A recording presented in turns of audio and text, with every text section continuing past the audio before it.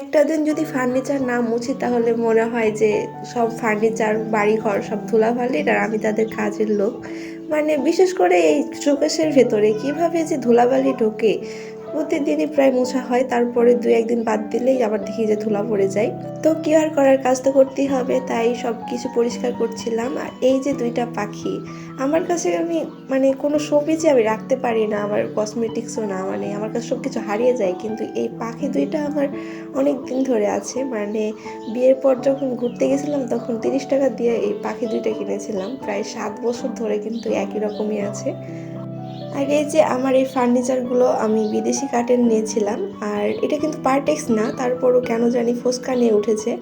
শখের জিনিস বেশি দিন থাকে না, এই জন্যই হয়তো।